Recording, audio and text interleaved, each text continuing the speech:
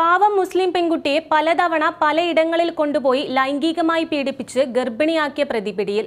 Ernakulam north SRM road കണ്ണാമുറിപ്പറമ്പിൽ 32 വയസ്സുള്ള നിസാം സക്രിയയാണ് അറസ്റ്റിലായത്. Ernakulam north police സ്റ്റേഷനിൽ യുവതിയുടെ കുടുംബം നൽകിയ പരാതിയിൽ FIR ഇട്ട് അറസ്റ്റ് ചെയ്യപ്പെട്ട ഫയാസ് ഇപ്പോൾ ജില്ലാ ജയിലിൽ റിമാൻഡിലാണ്. കൊച്ചിയിൽ ഹോസ്റ്റലിൽ കഴിയുന്ന സമയമാണ് രണ്ടുപേരും പരിചയത്തിലാവുന്നത്.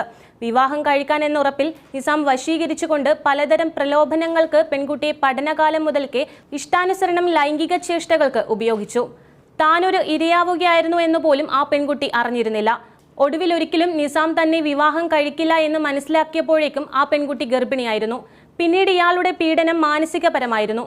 5 മാസം ഗർഭിണിയായ പെൺകുട്ടിയുടെ ഗർഭത്തിന്റെ ഉത്തരവാദിത്തം ഏറ്റെടുക്കാൻ തയ്യാറെങ്കിലും ആ പെൺകുട്ടിയെ ഏറ്റെടുക്കാൻ നിസാം ഇപ്പോഴും തയ്യാറല്ല. കുഞ്ഞിനെ ഏറ്റെടുക്കാനും അയാൾക്ക് തീരെ താല്പര്യമില്ല.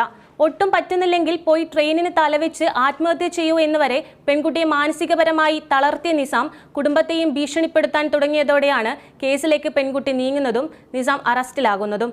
കേസ് കൊടുത്തതിന് പിന്നാലെ നിസാം ഒളിവിൽ പോയെങ്കിലും 2 മാസങ്ങൾക്ക് ശേഷം സേലത്ത് വെച്ച് പോലീസ് പ്രതിയെ പിടികൂടി. ജാമ്യത്തിന് അപേക്ഷിച്ചുവെങ്കിലും ആ അപേക്ഷ കോടതി തള്ളിക്കളഞ്ഞു. ഇപ്പോൾ നിസാം ജില്ലാ ജയിലിലെ അന്തേവാസിയാണ്.